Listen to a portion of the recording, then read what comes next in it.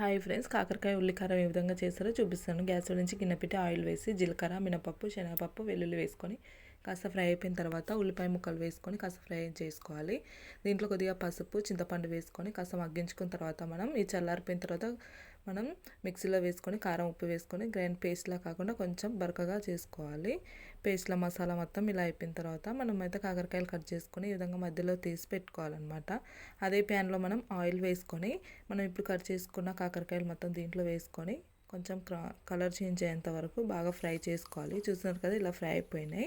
ఇప్పుడైతే దీంట్లో మనం పట్టి పెట్టుకున్న మసాలా మొత్తం దీంట్లో పెట్టేసుకోవాలి. నేను వీడియోలో చూపిస్తున్నట్టుగా.